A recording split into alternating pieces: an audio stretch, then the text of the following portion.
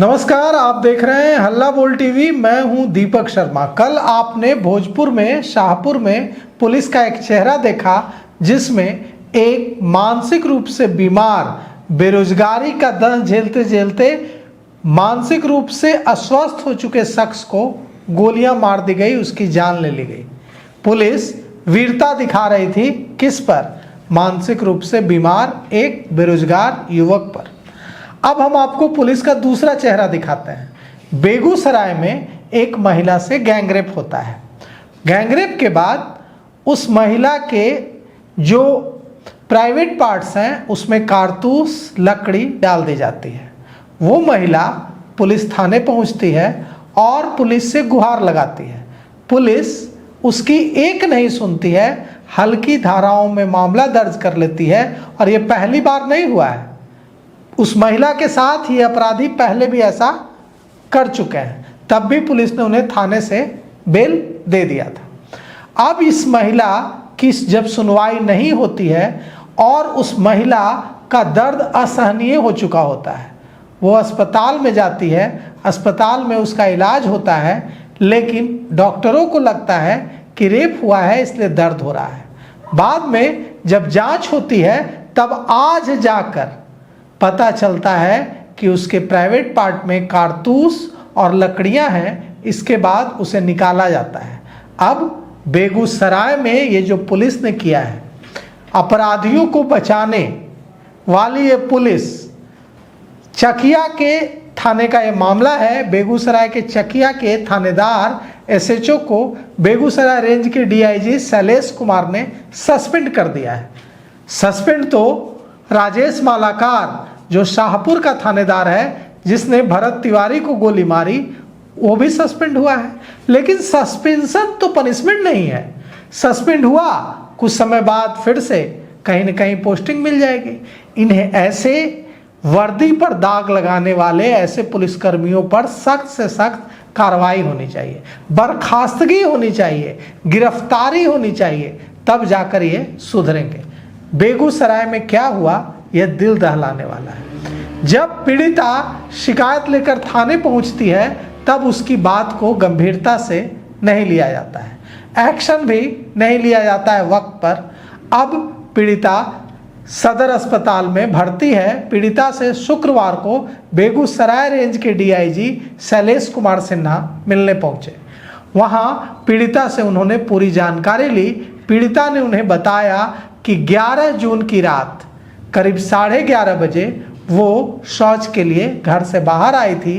5 अपराधियों ने उसे पकड़ लिया, पति के रूम का दरवाजा बंद कर दिया, उसकी साड़ी से उसका मुंह बांध दिया, ब्लाउज फाड़कर हाथ बांध दिया, उसके साथ रेप किया। और इसके बाद उसके साथ जो किया वो दिल दहलाने वाला है। उसके बाद उसने चिल्लाना शुरू किया, अपराधी भाग गए। गेट बाहर से बंद था। पति ने अपने एक रिश्तेदार को फ़ोन किया, उसने आकर घर का दरवाज़ा खोला। इसके बाद पुलिस को घटना की सूचना दी गई। वो जो पीड़िता है वो बरौनी हॉस्पिटल गई। बरौनी से उसे सदर अस्पताल रेफ़र कर दिया गया, वहाँ इलाज किया गया। लेकिन वो बार बार कहती रही कि उसे असहनीय दर्द हो रहा है, लेकिन किसी ने उसकी इस बात पर ध्यान नहीं दिया।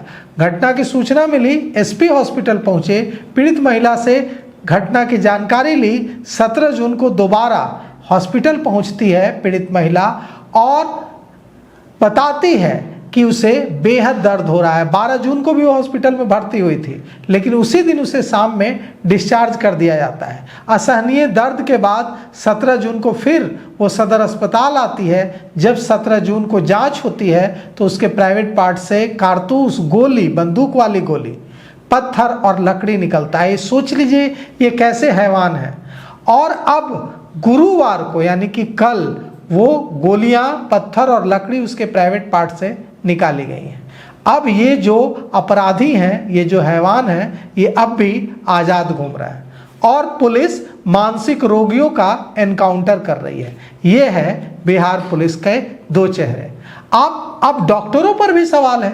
जब वो महिला लगातार कह रही थी कि उसे असहनीय दर्द हो रहा है, तब 11 तारीख को वो भर्ती हुई थी और 17 तारीख को उसके जो प्राइवेट पार्ट है उससे गोलियां और लकड़ी का टुकड़ा निकाला गया, मतलब 7 दिनों तक 6 दिनों तक वो कितना दर्द में रही होगी।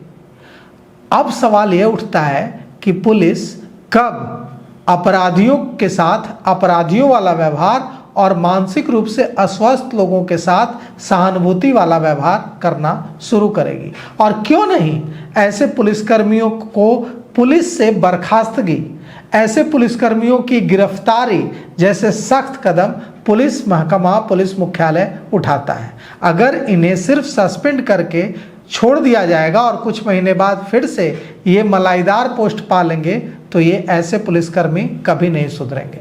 ये सुधरे इसके लिए जरूरी है कि इनके खिलाफ सख्त से सख्त कदम उठाया जाए। पीड़िता ने डीआईजी को यह भी बताया है कि 3 महीने पहले भी 3 अपराधी मेरे घर में घुसे थे और मेरे साथ दुष्कर्म का प्रयास किया था। तब हमने पुलिस को बताया था, पुलिस ने कोई एक्शन नहीं लिया था। जब हमने कहा तो हल्की धाराओं में मामला दर्ज किया और थाने से ही छोड़ दिया। कि अपराधियों का मनोबल क्यों नहीं बढ़ेगा बताइए?